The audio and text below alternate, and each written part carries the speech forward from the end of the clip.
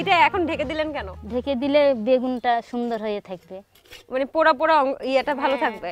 আচ্ছা, নরম হয়ে যাবে ভেতরটা।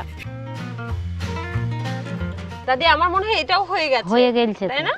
আচ্ছা, গরম গরম কালাই রুটি, এটাও বেশ ফুলে গেছে এবং শক্ত শক্ত না, আবার নরমও আছে। নরম হয়ে এটা নরমই। আচ্ছা দাদি, এখন আমরা কি করব বলেন তো? বেগুন ভর্তা।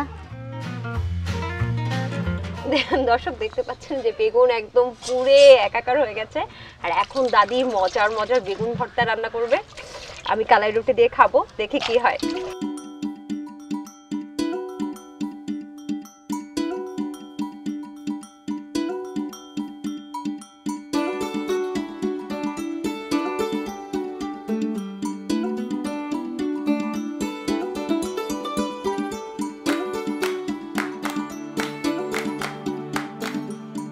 আচ্ছা, এখন এটার সাথে কি মিশাবো?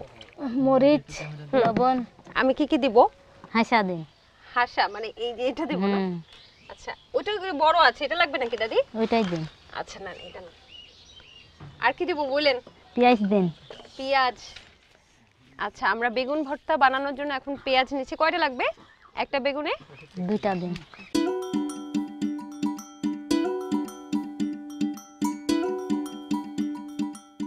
আমি আর পারছি না, আপনি করেন। মরিচ লাগবে, কাঁচা মরিচ। আচ্ছা, কাঁচা মরিচ এখানে আছে দেখতে পাচ্ছি। কয়টা লাগবে চাচি, দাদি? দেন 2টা।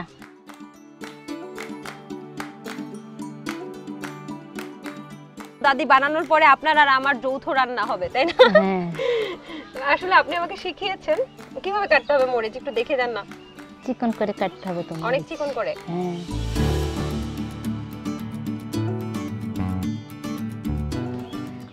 লবণ দেন। লবণ। আচ্ছা, এটা লবণ না? হ্যাঁ। লবণ কতটুকু দিতে হবে? পরিমাণ মতো না? আচ্ছা, এটা মাখানোর পরে এখন সরিষার তেল দেয়া হচ্ছে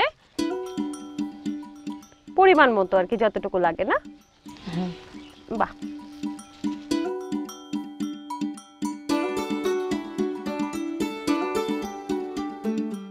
আমি কি একটু খেয়ে দেখতে পারি? খাই দেখেন লবণ হইলো কি কি। সব ঠিক আছে, অনেক মজা হয়েছে। তাহলে সেই কাঙ্ক্ষিত সময়ে আমরা চলে এসেছি দর্শক। আমাদের